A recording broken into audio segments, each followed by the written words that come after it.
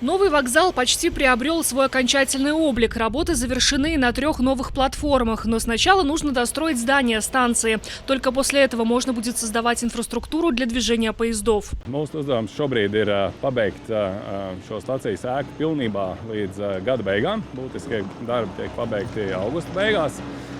Savukārt tas mums ļauj turpināt darbus jau pie dzelzceļa infrastruktūras, pie sliedēm, pie signalizācijas, pie kontaktīkliem.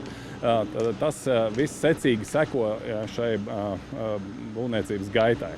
Министерство сообщений утверждает, что деньги на эти работы есть, поэтому после завершения строительства здания работы продолжатся без перерыва.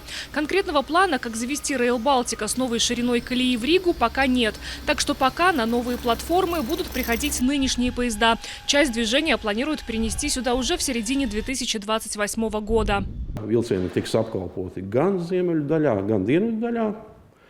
Un, ja konkrētāk, tad dienvidu daļa vairāk būs paredzēta elektrovilcienu apkalpošanai, mūsu elektrificēto līniju, un ziemeļu daļa tā kā vairāk dīzeļvilcieniem. Bet tas nenozīmē, ka tas pilnīgi tā būs, bet kā pamats ir domāts tieši šādi. Инвестиции в старую или северную часть, которая находится ближе к торговому центру Орига, пока не планируются. Существующие пути и деревянный перрон будут поддерживать в пригодном для использования состоянии. Это означает, что в обозримом будущем в столице будет резкий контраст. На южной стороне, которая ближе к центральному рынку, будут новое здание вокзала и платформы, а для перестройки другой стороны пока нет ни финансирования, ни конкретных сроков. Visiem ir skaidrs, ka valsts budžets nav spējīgs finansēt šādu mērogu lielus būvniecības infrastruktūras objektus. Tas būtībā ir tikai Eiropas finansējums, vai mēs pieņemsim kohēzijas vai kādus citus Eiropas instrumentus, spēsim nacionāli vienoties, pārdalīt šī objekta pilna apjoma pabeigšanai.